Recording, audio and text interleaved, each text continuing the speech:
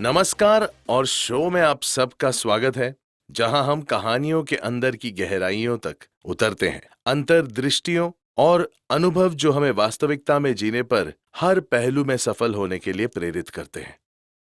आज हम सब एक रोमांचक यात्रा के लिए मंच तैयार कर रहे हैं और मैं बहुत उत्साहित हूं ये सफर शुरू करने के लिए हमारे मेहमान के साथ।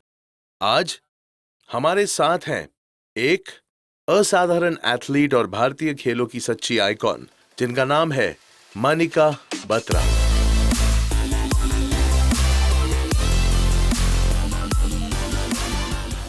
मनिका ने अपने अद्भुत प्रदर्शन के साथ भारत में टेबल टेनिस का चेहरा फिर से परिभाषित कर दिया है।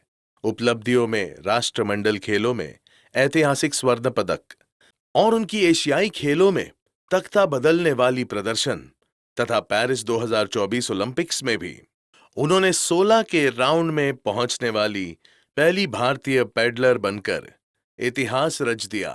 महिला सिंगल्स इवेंट में अब कोर्ट पर उनकी प्रतिभा के अलावा मनिका साहस, धैर्य और स्वास्थ्य को व्यक्त करती है और भलाई और उसके शिल्प के प्रति अंतहीन जुनून जो लाखों लोगों को बड़े सपने देखने के लिए प्रेरित करता है। और अपनी क्षमता के हिसाब से कामयाबी हासिल करने के लिए मनिका ये भी मानती है कि संतुलित पोषण और दिमागी हालचाल सही रहना और समग्र कल्याण ये दर्शाते हुए सही ईंधन का इस्तेमाल करना चाहिए कामयाबी हासिल करने के लिए। और सही ईंधन का इस्तेमाल करके हम इस सत्र में शक्ति और उच्च प्रदर्शन और दृढ़ता से कैसे कामयाबी हासिल करें। इस सत्र में हम उनके साथ खोजेंगे, देखेंगे उनकी चुनौतियां, उनकी सफलताओं को और सीख जो उन्हें मिली है इस सफर में।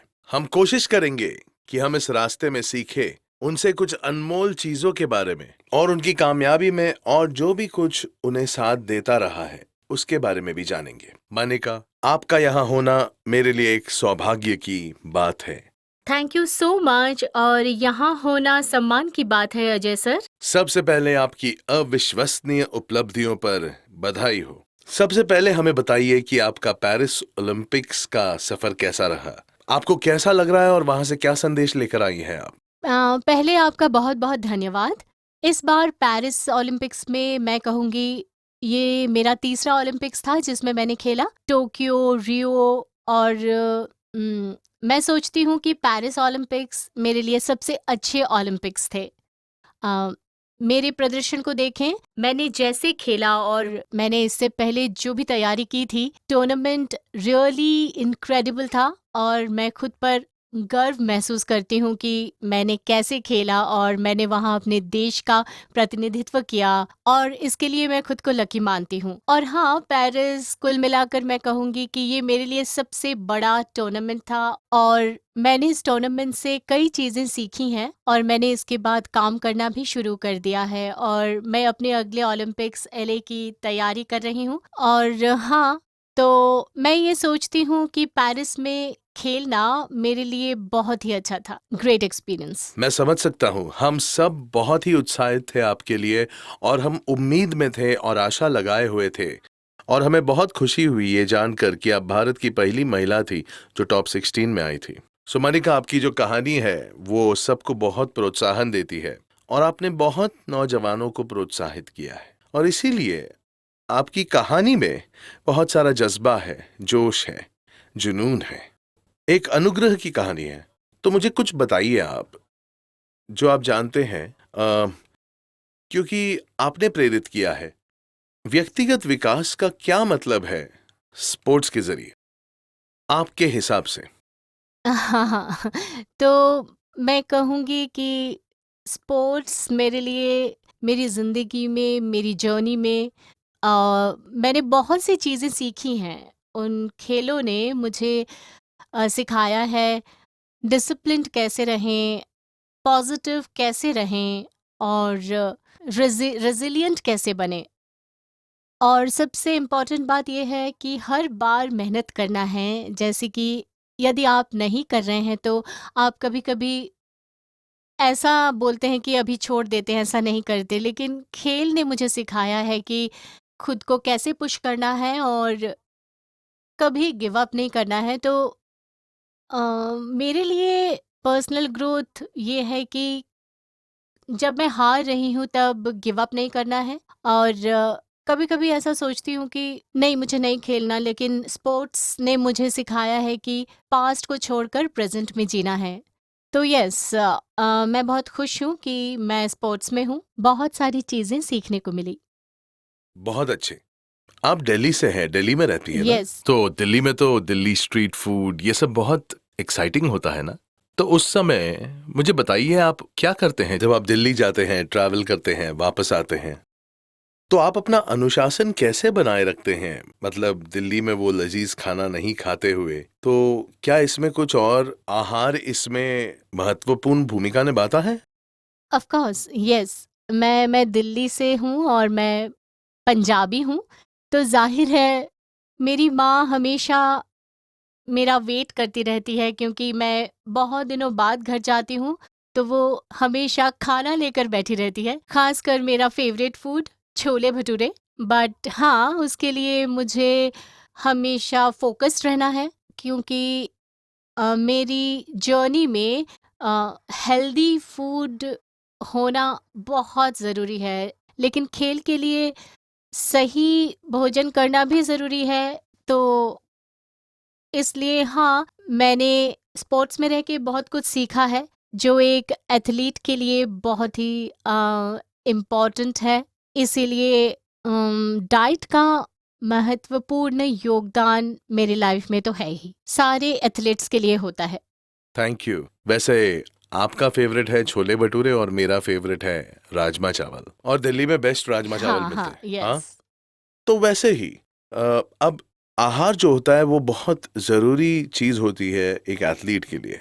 तो आपका कितना ध्यान इस पर रहता है, या कोई न्यूट्रिशन सप्लीमेंट्स होती हैं जिसको आप यूज़ करती होंगी? और ये कितनी ज़रूरी होती हैं आपके ट्रेनिंग में, आपके प्रैक्टिस में और आपके गेम में? To be honest, supplements plays a vital role in my nutrition. आप देखेंगे कि मैं बहुत ट्रैवल करती हूँ और बैक टू बैक टूर्नामेंट होते हैं और रिगरस ट्रेनिंग भी। तो मुझे उस वक्त सप्लीमेंट्स चाहिए होते हैं जो मुझे राइट अमाउंट ऑफ प्रोटीन और मल्टीविटामिन्स देते हैं।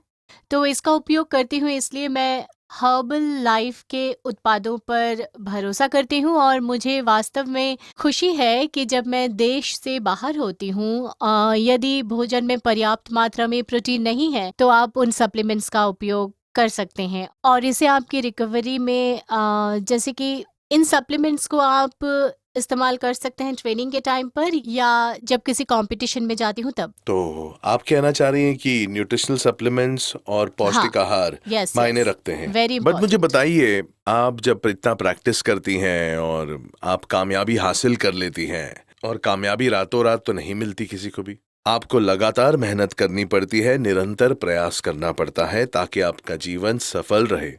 वो ट्रेनिंग रहे या फिर कुछ और हो जो आप कर रहे हो, जैसा कि आहार।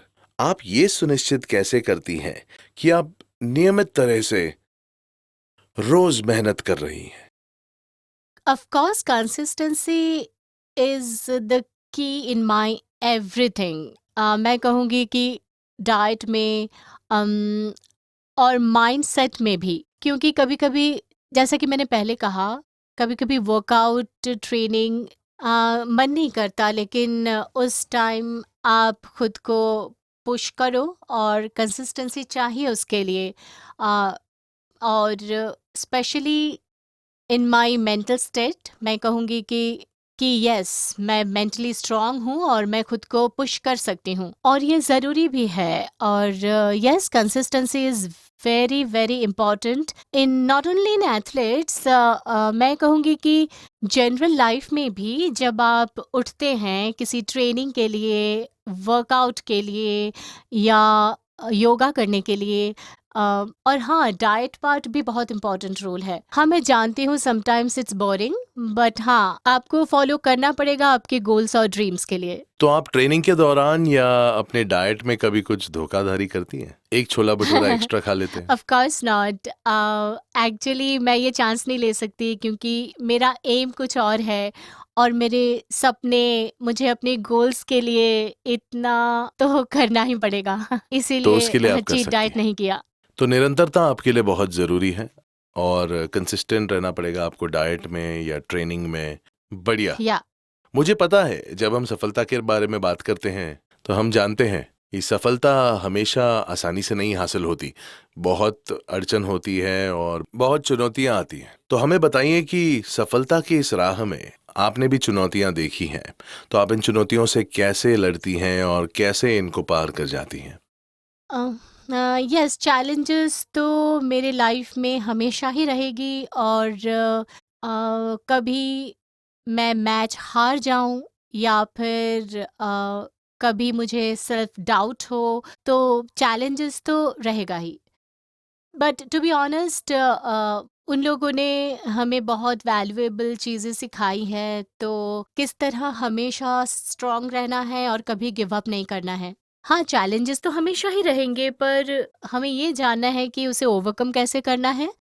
And for me personally, breathing exercises बहुत मदद करती है। तो जब कभी भी कुछ ऐसी स्थितियाँ आ जाती हैं जबकि मैं खुद को संभाल नहीं पाती, तब हाँ, मैं उस समय ब्रीदिंग एक्सरसाइजेस करती हूँ और उस चैलेंजेस को ओवरकम कर सकती हूँ। किसी भी चैलेंजेस को, जो भी मेरे सामने आए, चैलेंजेस तो होंगी पर उसे ओवरकम करना बहुत ज़रूरी है। हमें ये जानना ज़रूरी है कि हर तरह का चैलेंजेस को किस तरह से ओवरकम करें, जैसे ब्रीदिंग एक्सरसाइज करें, और भी बहुत सारे रास्ते हैं उन चैलेंजेस को ओवरकम करने का। तो मनिका, जब हम चुनौतियों की बात करते हैं तो आपकी सबसे बड़ी चुनौती कौन सी है? आपने उससे क्या सीखा और आपने कैसे उसको पार किया? हाँ, बहुत सारे चैलेंजेस हैं। अगर मैं बात करूँ तो मैं मेरे इंजरीज़ के बारे में और मेरे लॉसेस के बारे में, the moment of self doubt,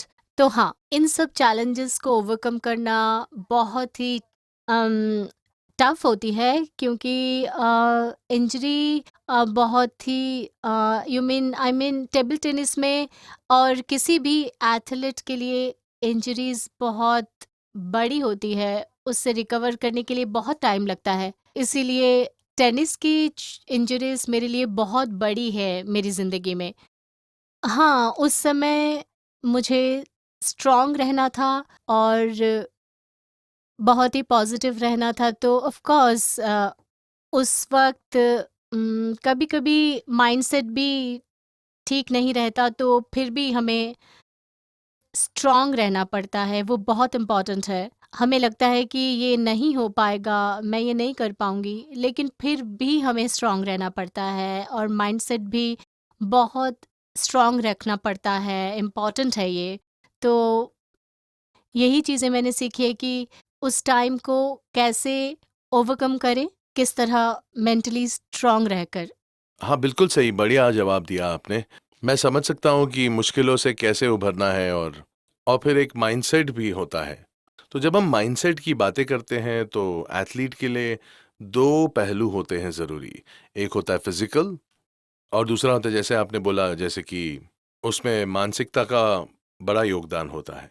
तो तकनीक के अलावा अगर हम बात करें किसी चीज़ के बारे में या ऐसा कुछ जो हर परफॉर्मेंस के लिए बहुत ज़रूरी होता है, तो आप ये बताइए कि दोनों भी चीज़ें, जैसे कि सफलता के लिए या फिर जीवन में आगे बढ़ने के लिए, अपने गोल्स को अचीव करने के लिए या फिर अपने परफॉर्मेंस को और बेहतर करने के लिए, आप शारीरिक और मानसिक स्वास्थ्य के बीच कैसे संतुलन बनाते हैं? Balance is really important. अगर आप फिज़िकली फिट हैं, you have to be mentally fit as well.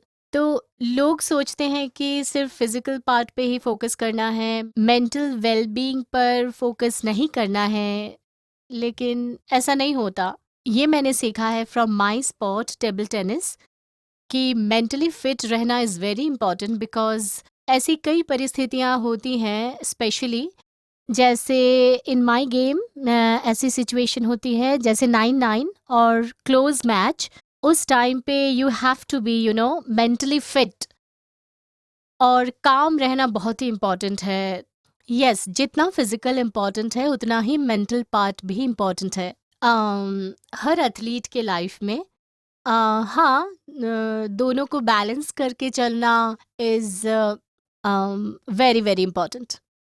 आपने वो एक वर्ड बोला 9-9, Yes. ऐसी सिचुएशंस हुई है? बहुत बार। सबसे चैलेंजिंग सिचुएशन कौन सी और उस पर आपने विजय कैसे पाई? So once I was पहले बेस्ट ऑफ 7 होता है, you have to win 4 games. So I was 0-3 down. जब सामने वाले को एक ही गेम जीतना था and I was 0-3 down. मैंने खुद को बोला, मतलब I like to talk to myself when I am down, और मेरे मैच से पहले उस वक्त मैंने खुद को बोला कि हाँ, ये मैं कर सकती हूँ, मुझे स्कोर नहीं देखना है, you have to not have to, मैं ये कर सकती हूँ। सो 0-3 डाउन होके I won that match 4-3। So वही था, मैं कहूँगी कि वही मेरा बेस्ट परफॉर्मेंस था। और रिसेंटली भी एक चाइनीज़, और ऐसा नहीं है कि बस 9-9 सिचुएशन था। ऑल्सो इंडिया के प्लेयर्स के माइंड में ऐसा बसा हुआ है कि चाइनीज़ है तो हम जीत नहीं सकते, बहुत टफ हो जाएगा इनसे जीतना। तो अभी रिसेंटली मैंने जीता है against world number 2 Chinese player. So उसके अगेंस्ट मैं मेंटली प्रिपेयर्ड थी कि मुझे बस अपना बेस्ट देना है, अच्छे से खेलना है, 100% देना है। मैंने बहुत अच्छी सी ट्रेनिंग ली, मैंने बहुत ट्रेनिंग ली इस मैच से पहले। तो उस वक्त मेंटल पार्ट ने मुझे बहुत हेल्प किया, क्योंकि मेरे दिमाग में था कि मुझे बस अपना गिव माई ऑल आउट, तो मैं कुछ भी कर सकती हूँ। एंड या I one against her, and मैं कहूँगी कि वो मेरा बेस्ट परफॉर्मेंस था, मतलब अभी तक का। ये बहुत बढ़िया है। तो आप देख रहे हैं, ये है असल मनिका। मतलब अगर आपके पास चुनौतियां हैं, आप में कुछ डर भी है, लेकिन अगर आप में मानसिक संतुलन है या मानसिक स्वास्थ्य है और आप कोशिश करें तो आप उस पर जीत हासिल कर सकते हैं। तो यही है वो संदेश जो मनिका आपको देना चाह रही है। तो मनिका, सच में मुझे भी प्रोत्साहन मिल रहा है, पता है। तो मुझे ये बताइए, आप इतने लोगों को प्रोत्साहन देते हैं, इतने लोग आपसे सीखते हैं, आप सच में एक जागरूकता की स्रोत हैं। आपके इतने सारे फॉलोअर्स भी हैं, लोग जो आपको फॉलो करते हैं, और काफी सारी ऐसी कम्युनिटीज भी हैं जो है वहां पर। तो मुझे बताइए कि आप इन कम्युनिटीज के साथ आप खुद को कैसे शामिल करते हैं इन कम्युनिटीज में, और आपको क्या चीज है जो प्रेरित करती है एक कम्युनिटी से जुड़ने में या कम्युनिटीज से जुड़ने में? Sir, I always believe in giving back to the community and young generation को इंस्पायर करने के लिए, जो अभी स्पोर्ट्स ले रहे हैं, जिनका ड्रीम बहुत बड़ा है, गोल्स बड़े हैं, और उसके लिए ऑफ कोर्स मैं चाहती हूँ कि अपना ट्रेनिंग सेशन, मेरा ट्रेनिंग सेंटर खोलूँ, जिसमें मैं गुड अपॉर्चुनिटी दे सकूँ और यंग जनरेशन को सपोर्ट कर सकूँ, अच्छी फैसिलिटीज़ दे सकूँ। क्योंकि मैं जब छोटी थी, मैं ढूंढ रही थी कि कोई प्लेयर मिल जाए जो मुझे सिखाए। आप जब टूर्नामेंट के लिए बाहर जाते हो तो वहाँ कैसे फैसिलिटीज़ है, प्लेयर्स को अपॉर्चुनिटीज़ है, तो मैं नहीं चाहती कि हमारी जो यंग जनरेशन है उन्हें भी यही सब चीज़ें देखनी पड़े। And I would love to, और मैं चाहती हूँ कि मैं एक एकेडमी खोलूँ, तो सारे जो प्लेयर्स हैं उनको वो सब कुछ मिले जो मुझे उस टाइम पर नहीं मिला था। तो मैं चाहती हूँ कि मैं यंग जनरेशन के लिए ऐसी एकेडमी खोलूँ। ये तो बहुत बढ़िया बात है, पता है, क्योंकि आप इस रास्ते पर चली हैं और आपने पूरे देश को ही ये राह दिखाई है। और इतना ही नहीं, आपने बहुत लोगों को प्रेरित किया है, और आज आप एक और कदम आगे ले रही हैं एकेडमी की बात करके। तो मुझे बताइए, जब आप एकेडमी की बात करती हैं और जो इंफ्रास्ट्रक्चर वर्तमान में भारत के पास है, जिसकी मदद से आप जैसे स्टार बने हैं, लेकिन जब आप एकेडमी खोलना चाहती हो तो आप वो क्या चीज है जो करना चाहेंगी अपनी एकेडमी के अंदर, जिसमें फिजिकल पहलू, मेंटल पहलू, आपके हिसाब से सक्षम एकेडमी कौन सा होगा? फर्स्ट ऑफ ऑल, मैं यंग जनरेशन को इंस्पायर करना चाहती हूँ, और मैं उन्हें बताना चाहती हूँ कि सब कुछ पॉसिबल है अगर आप हार्ड वर्क करते हैं। एंड यस, अभी जो एकेडमी मैं खोलूँगी उसमें सारी इंफ्रास्ट्रक्चरल फैसिलिटीज़ होंगी, पर यंग जनरेशन जो ग्रास रूट से आएंगे मैं चाहूँगी कि एकेडमी में उन्हें हाई क्लास फैसिलिटी दूँ और वो सब कुछ सीख सके। जैसे कि अभी मैं वो शेयर नहीं करना चाहती, बट अभी सरप्राइज़ रखना है यंग जनरेशन के लिए। बट यस, मैं सब कुछ प्रोवाइड करना चाहती हूँ, ताकि बच्चे मोटिवेट भी हो सके कि कुछ करना है। सो यस, वही मेरा प्लान है। परफेक्ट। तो लेडीज और जेंटलमैन, आपको अगर बताएं एक अच्छा टेबल टेनिस प्लेयर या एक पैडलर, ठीक है, इस सरप्राइज का बेइंतहा इंतजार कीजिए जो मनिका आपके लिए लाने वाली। वो अभी हमें कुछ नहीं बता रही हैं फिलहाल, लेकिन मनिका को देख के लगता है कि ये बहुत बढ़िया होने वाला है। और इनकी तरफ से तो जो भी होगा, इंफ्रास्ट्रक्चर कहिए, फैसिलिटीज कहिए, वो सब 5 स्टार A1 ही होंगे। उम्मीद है कि पौष्टिक आहार पर भी ध्यान दिया जाएगा। ऑफ कोर्स, वही तो इम्पोर्टेंट पार्ट है। वो जरूरी चीज होगी। बहुत ज़्यादा। वहां पर आप न्यूट्रिशन के बारे में क्या बताएंगी? ये तो सरप्राइज नहीं है ना? नहीं, ये सरप्राइज़ नहीं है, बट जैसे मैंने बोला था कि सिर्फ हेल्दी खाना ही सब कुछ नहीं है, बट राइट अमाउंट और राइट फूड खाना एक स्पोर्ट के लिए इम्पोर्टेंट है। सो या मैं डाइट पार्ट पर भी फोकस करूँगी, और जैसे मैंने कहा था कि माइंडसेट, डाइट और स्किल बहुत इम्पोर्टेंट है। सो मैं उन सब पर फोकस करने वाली हूँ। माइंडसेट, डाइट और स्किल। तो माइंडसेट, डाइट और स्किल, यही चीजें मनिका ने बताई जो सफलता के लिए जरूरी है, खासकर स्पोर्ट्स में। ठीक है, अब मैं कुछ पेश कर रहा हूं। ये हिस्सा थोड़ा मजेदार हिस्सा है, इस पे चलते हैं। अब खेलते हैं रैपिड फायर। हाँ, मैं वेट कर रही थी। आपको इंतजार था? ठीक है, रैपिड फायर वैसे ही जैसे आप टेबल टेनिस में खेलती हैं, एकदम तेजी से। तो मैं आपसे कुछ सवाल करने वाला हूं, मजेदार सवाल, ठीक है? और चलिए थोड़ी मस्ती करते हैं। आप तैयार हैं उसके लिए? यस। आपकी रैकेट कहाँ है? ठीक है, ओके। आपका फेवरेट चीट मील कौन सा है? आप जानते हैं? ओह, छोला भटूरा। ऑफ कोर्स, कोई खास Forever. छोला भटूरा दिल्ली के कोई खास जगह पर? मम्मी के हाथ का। मम्मी के हाथ का? यस, वो तो बहुत ही खास होते हैं, पता है? ठीक है। यस। आप कितनी दफा खाती हैं छोला भटूरा मम्मी के अभी हाथ तो का? नहीं, बिकॉज़ क्योंकि मैं अभी कुछ डाइट फ़ॉलो कर रही हूँ। लेकिन हाँ, जब भी घर जाती हूँ तो मम्मी पूछती है कि छोले भटूरे बनाने हैं क्या? उन्हें पता है कि मुझे खाने ही हैं। तो यस। तो ये रहे आपके सामने मम्मी के हाथ के छोले भटूरे। और कौन होता है जिसको मम्मी के हाथ के छोले भटूरे पसंद नहीं हो? मम्मी के हाथ का खाना बहुत बढ़िया होता है। राजमा चावल हो या कड़ी चावल हो या जो भी हो, आपको तो पता ही है मैं क्या कह रहा हूँ। आपको सबसे ज्यादा प्रेरणा कौन देता है? बहुत सारे लोग हैं ऑफ कोर्स। सबसे पहले मैं बोलूँगी मेरी माँ। जब मैं छोटी थी वो हमेशा मेरे साथ होती थी और हमेशा मुझे पुश करती थी। लेकिन मुझे कभी फ़ोर्स नहीं किया किसी चीज़ के लिए, लेकिन हाँ, स्पोर्ट के लिए ज़रूर उन्होंने पुश किया मुझे, ताकि मैं जीत सकूँ हर बार। बट येस, अगर किसी एथलीट का नाम लेना है तो मैं बोलूँगी विराट कोहली एंड रोनाल्डो, क्योंकि मैं उनका रूटीन फॉलो करती हूँ, उनका फिटनेस भी। एंड यस, ये 2 प्लेयर्स मेरे इंस्पिरेशन हैं। और प्रोत्साहन कहाँ से आता है? हाँ, मैं किस तरह सारे चैलेंजेस के लिए खुद को पुश करती हूँ और रेडी रहती हूँ सारे चैलेंजेस के लिए, यही इंस्पायर करता है। माउंटेन्स या बीचेस? मैं माउंटेन पर्सन हूँ तो कुछ भी। हाँ, कोई फेवरेट माउंटेन प्लेस जहां आपको ट्रैकिंग करना अच्छा लगता हो?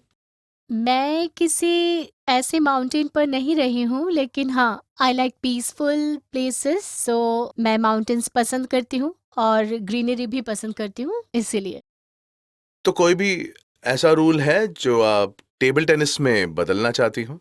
मैं कहूँगी कि थोड़ा और फ्लेक्सिबल अगर सर्विसेज को लेकर हो जाए तो, या लाइक कभी-कभी फॉल्ट होता है जब आपका हाथ टेबल पर होता है, और आप टॉस कर रहे हैं, स्ट्रेट टॉस, वो सारे रूल्स चेंज हो सकते हैं।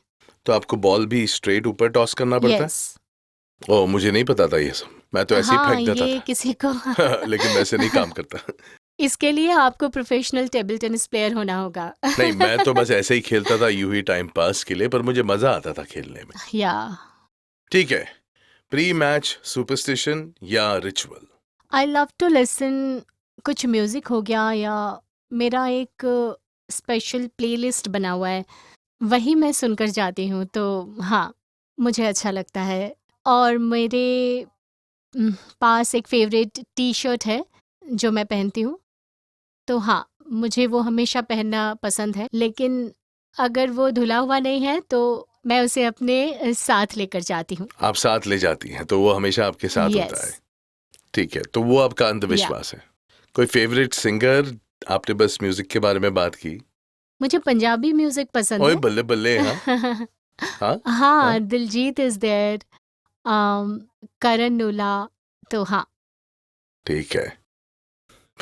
अगर टेबल टेनिस नहीं था, तो आप कौन-सा करियर चूज़ करती अपने लिए? मुझे नहीं लगता कि मेरे पास कोई प्लान बी है, तो येस, ओनली टेबल टेनिस। सिर्फ़ टेबल टेनिस। येस। कितने सालों तक?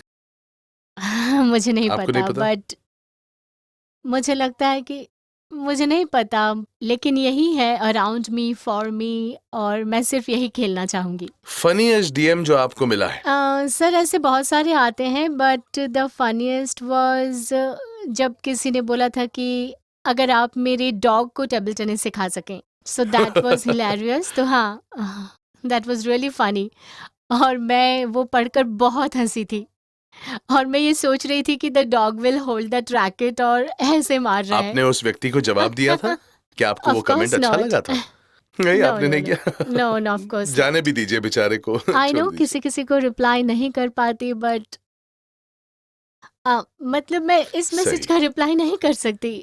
लेकिन वो प्रोत्साहित था और वो कुछ नया करना चाहता था, सही?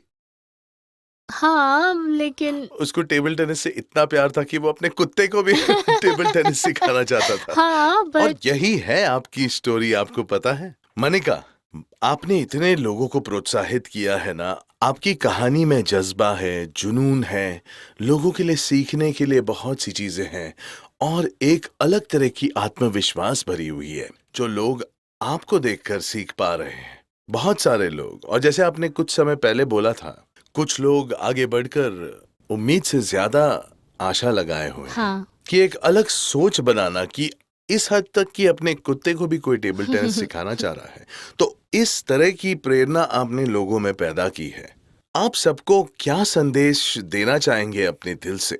मैं बस लोगों को इंस्पायर करना चाहती हूँ, और ये मेरा ड्रीम है कि मैं टेबल टेनिस को एक अलग लेवल पे लेकर जाऊँ, कि पहले जैसे लोग टेबल टेनिस को एज़ अ हॉबी समझते थे, जैसे हर ऑफ़िसेज़, हर स्कूल में टेबल टेनिस खेलते थे, तो यही है मेरा ड्रीम कि मैं टेबल टेनिस को एक ऐसे लेवल पर लेके जाऊँ, जहाँ लोग इसे जानें और अपने अपने बच्चों को टेबल टेनिस में डालें। And I think after Commonwealth games मैंने वो गोल अचीव किया है, और ऑफ कोर्स आगे बहुत सारे गोल्स हैं, और मैं बस मैं बस यंग जनरेशन को इंस्पायर करना चाहती हूँ, और मैं उन्हें ये बताना चाहती हूँ कि कभी अपने ऊपर डाउट ना करें, और बस कीप बिलीविंग इन योरसेल्फ।